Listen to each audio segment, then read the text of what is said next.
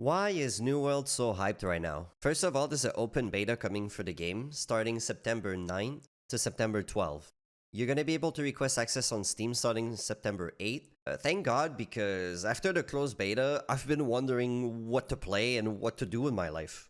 Most of you probably wonder if the progress from the open beta is gonna transfer over to release. And the answer is it won't. All progress is gonna get wiped and everyone is gonna start fresh on release. Now, the thing about New World, it's coming out at a perfect time. There hasn't been a solid MMO released in a long time. World of Warcraft has been on a decline for a while now. There's a lot of people branching out of WoW. Even Warzone being filled with cheaters sent a lot of people to the New World closed beta. Final Fantasy XIV is getting a lot of attention, but 14 is not for everybody.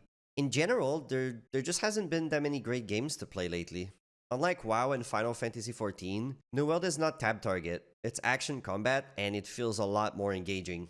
If you never played an MMORPG before, I'm gonna tell you why New World is a great one for you. And if you played other MMOs, well, I'll give you the reasons why New World has great potential. Keep in mind, you can compare current MMOs that are years ahead in content with this game. I mean, imagine New World in like 5-10 years. It's gonna look much different than it is now, right? So now let's start with the character customization. You can be bald, and yeah.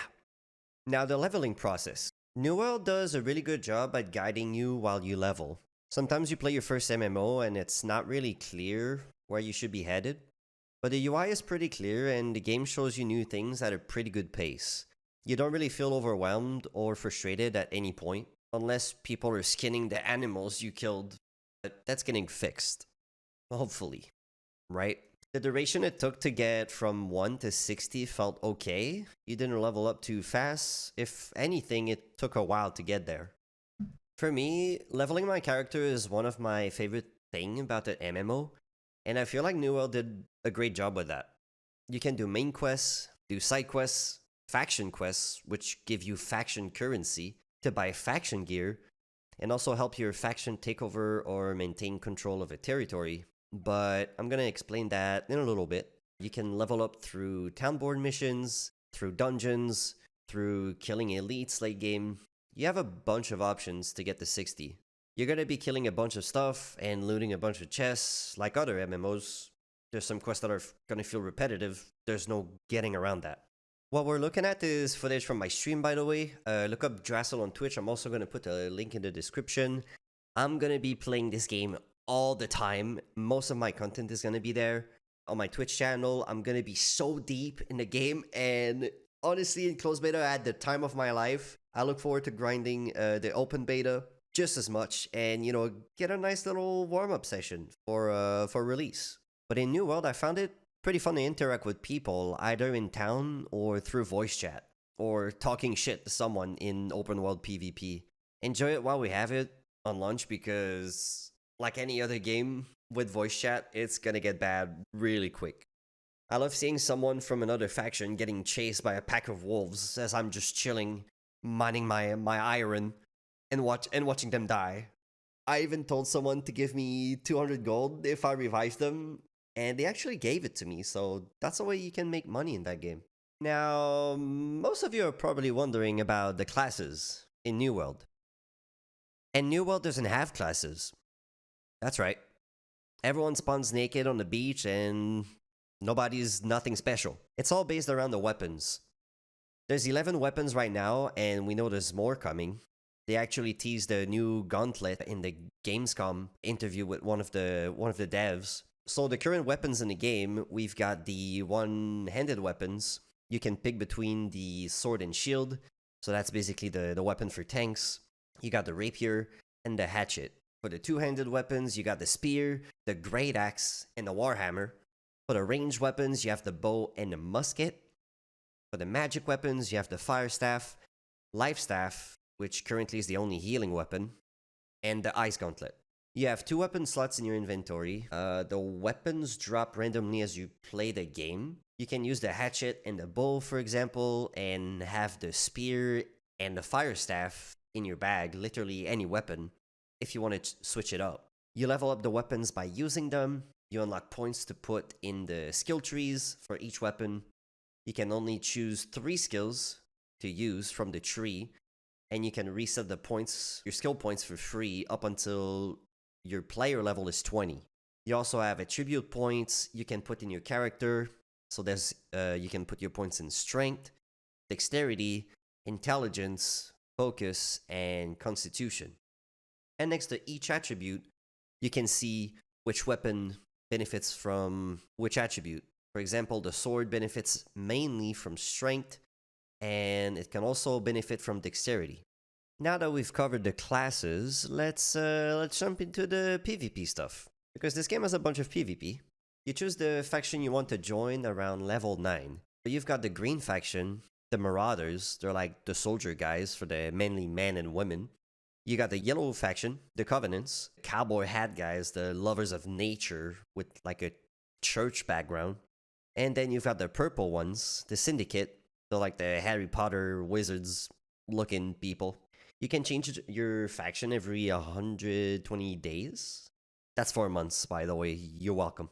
In town, you can flag yourself for PvP, or you can choose to not flag for PvP. Just focus on questing if you're a little bitch.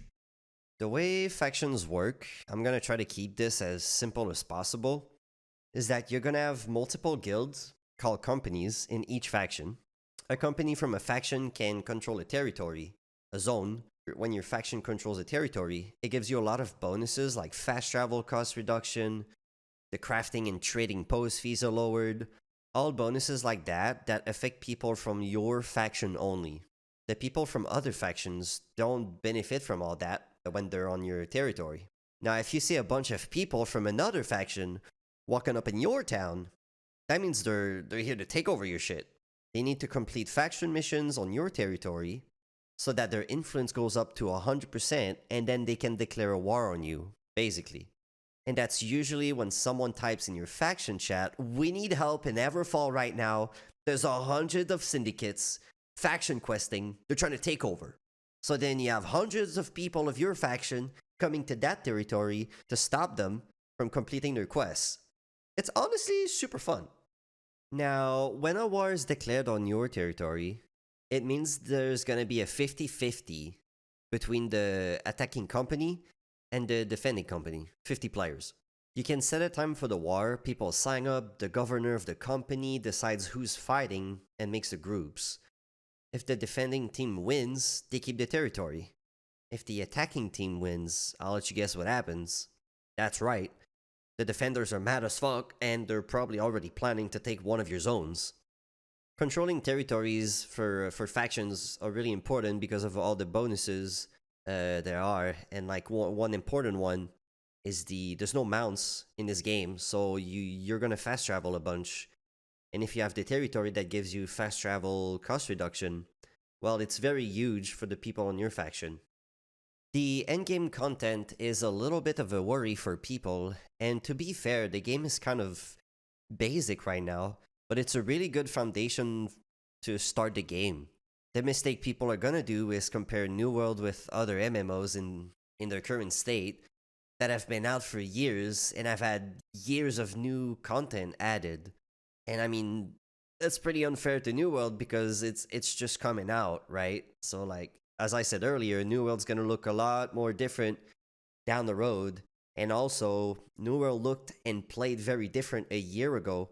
The devs actually took the feedback from the closed playtests, and they changed things to make the game better. That's a great sign that they will listen for future feedback as well, and that shows big potential for the game and the years to come. The PvE content late game is not the greatest right now.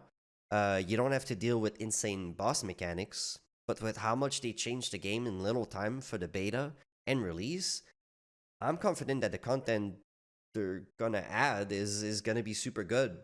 And that's why I'm gonna be losing my life on this game, because I've had so much fun with the closed beta, and I'm just very hopeful, man. I've seen the changes, and I think it's gonna be great. I plan to upload a lot of newer content to this channel. I'm gonna go crazy on the open beta. I hope to see you guys in there. If you're on the other faction, I'm gonna most likely kick your ass. I'm gonna be streaming every day on Twitch. Feel free to stop by my Twitch chat, and we can both drool over this game together. If there's anything I didn't cover in this video, leave a comment, and I'll answer any question you have. Don't forget to subscribe for my next New World videos, and on this, have fun, guys.